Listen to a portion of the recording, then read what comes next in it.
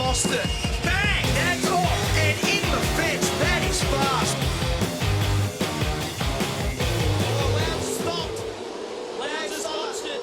And Alex Davison has just blitzed him at the start. He took advantage and went straight through. And Craig's going to be about 5th or 6th by the time they deal with this. He's out on the wide part of the section of the track leading up to turn 2 and 3. Wildly out of control there. Someone spun. That's Will Davison, I reckon. Yeah, it is. He's turned around. Oh, it's going to be massive. That was a great bit of driving by a lot of guys. We'll get another look at that. But they missed him, and it was a fantastic bit of driving. He was very lucky. Man, that was close. Look at this. What's this for Will Davison? So, Oh, see this who is misses so him. close. What's this? That there. Love, Warren Love. Fiore and Murphy have done a fantastic job. Right on the right of your screen in the Cat Ford, Winterbottom pops out of the line, trying to get the advantage early, and Rick Kelly defends. Tander's got the inside run down into turn 1. Is he level with Bright? He looks to be. Tander will lead them in. Bright's got the outside line. It's Garth Tander, and Courtney's gone around. this will cause a big mess down here. And Courtney's been hit. Steve Owens squeezed up on the outside there with one of the Team BOC cars. It was one of the Toll HSV cars that touched the back of Courtney. And James Courtney's car is centre of your screen. It's the blue and yellow car. Kelly's on the inside.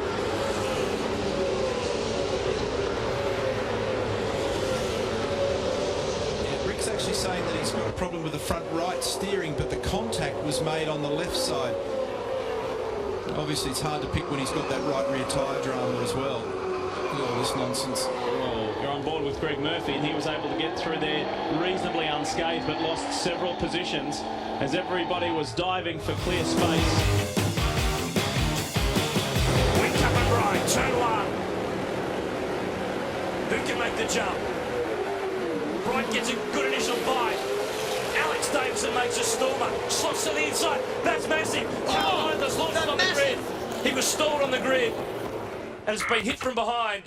That's And Carl's Carl moving, Adler. trying to get out of this car quickly.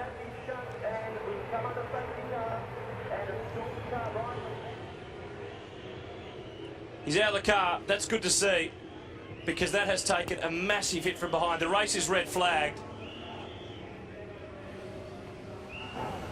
And there's another car involved behind. It's really hard to pick up. It's a Kelly car, I think. Yeah, it was a black Commodore by the looks of things. Scafey, it's hard to see. I think it's Todd Kelly's car. He was starting right down the back.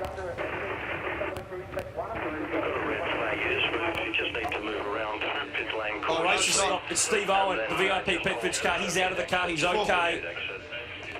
But he did start back in the pack, so he would have had quite a bit of speed going by the time he got to Reindler, who was in the mid-pack on the grid. We saw a massive crash like this at Oran Park many years ago with Mark Larkham and Paul Morris on the grid, and by the time you accelerate through and there's a parked car there, then you absolutely can't see it. So it stove the back of the car in. remember that Reindler was 13th on the grid. Just have the cars stopping at the back of the grid, please. Just in the line, just stopping at the back of the grid. We're going to have a look at a replay to try and unravel what's going on. Look back in the pack. Carl stopped. Oh man. And Dave Reynolds pulled out of the way. Owen completely unsighted. He had no chance. He had nowhere to go, did he? And that's just punched straight into the fuel cell. It split the cell. The fuel's been ignited, but there's a whole lot of electrical apparatus in the back of the cars. There's fuel pumps in there. There's power and batteries and things in there. And I don't think I've ever seen anything quite as ferocious on a start line in terms of front to rear impact. And that has devastated that car. That car will be just about over and out, I'd say. I totally agree. I've never seen an impact as heavy as that on a start line anywhere. Clearly was distressed and trying to get out of there because of the amount of flame around, and there he is going into the back of the ambulance.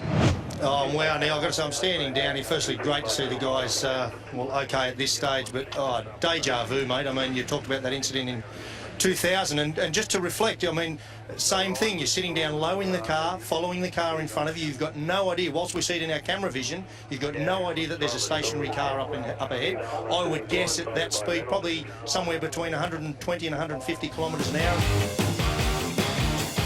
That was a beautiful piece of driving by the two Shell V-Power guys. They got around there really nicely. There was the slightest little touch And you see Andre Heimgartner now trying to position himself down the inside of Slade. Slade's in the mulga, and Waters is gone. It was Mostert and Waters that made contact as a result of Slade.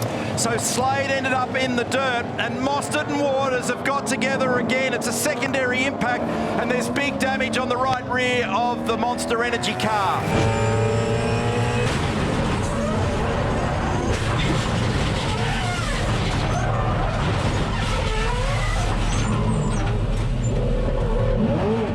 What happened? I don't know, mate. I didn't see it. We'll just try and get it back here.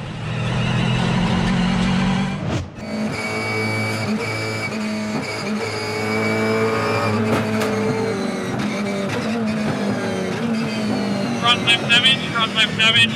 I think it's just the tie rod. Steering up.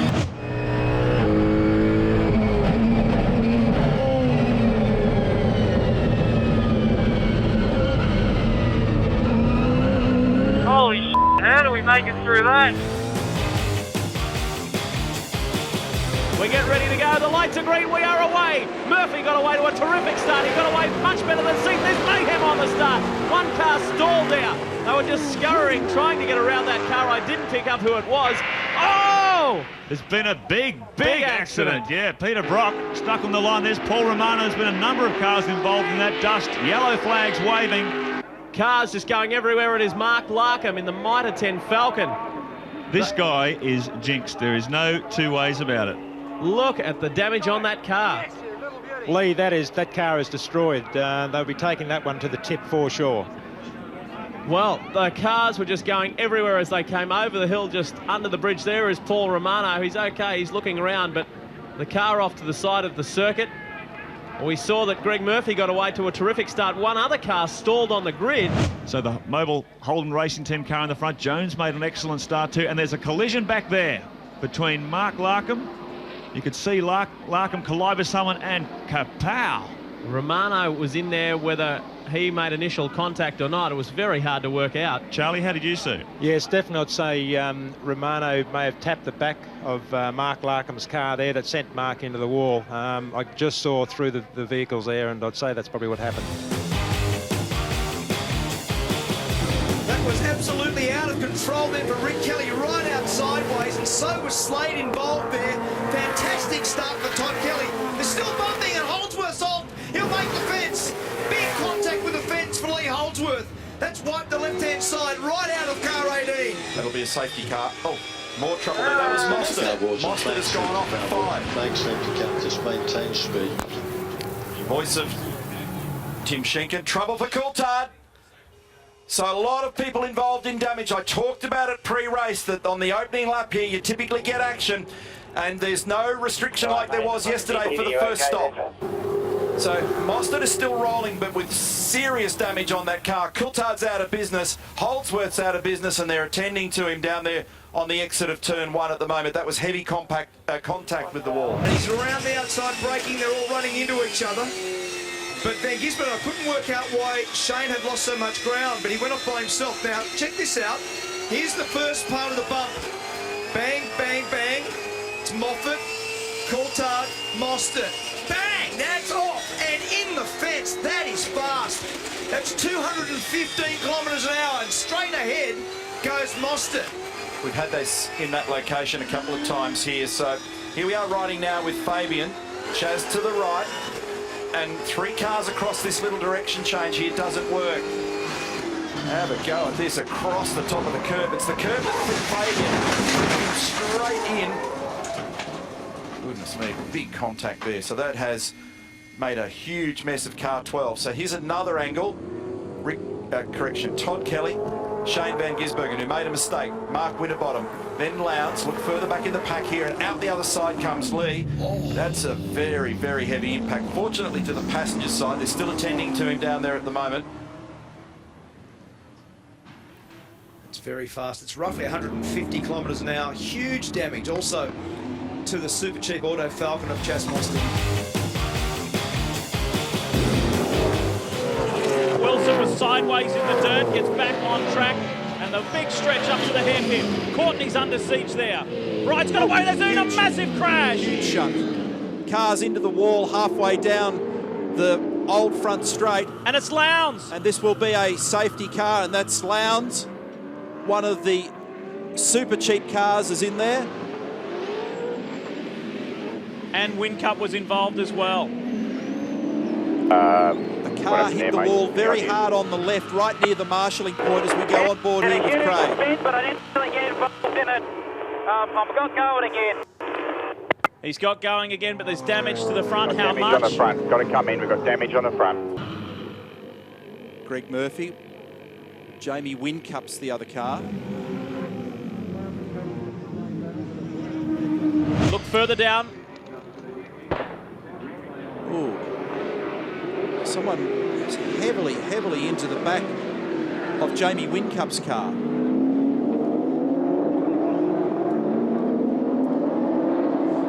This is the beauty of the onboard cameras. You can try and unravel something here. What has gone on there? Is that Paul Dumbrell on the left? Greg Murphy tries to split them, and Lowndes just gets covered in dirt and dust and gets turned around. Still don't fully understand why Jamie ended up getting turned around. Does this tell more of the story? Ah. Yeah, so for some reason, Whincup and Dumbrell are disputing track position on the left.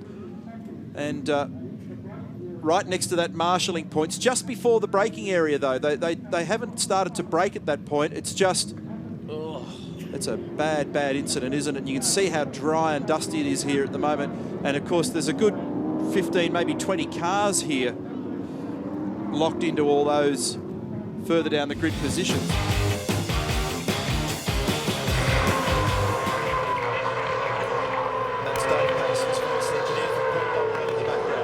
It's been a benefit, though, for Mark Winterbottom. Almighty love having Gartner straight into the fence. You can see that coming.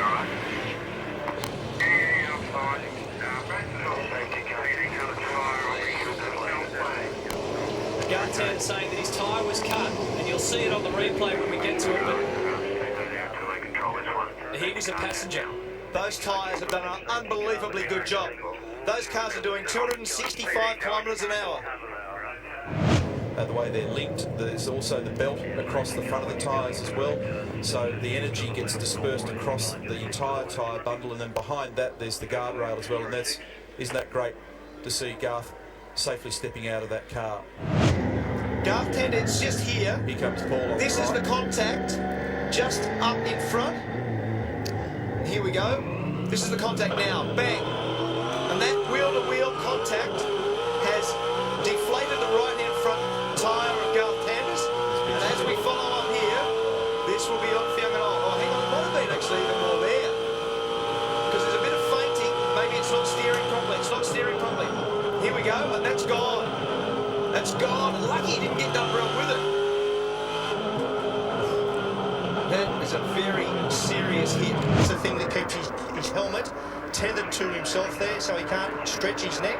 Remember, he had the big biff at Gold Coast only a couple of weeks ago, so that's 2 in a few weeks, so great safety innovations. Rob Crawford told me in Tasmania last week a number that they've spent in the recent past in the Toll Racing team on damage.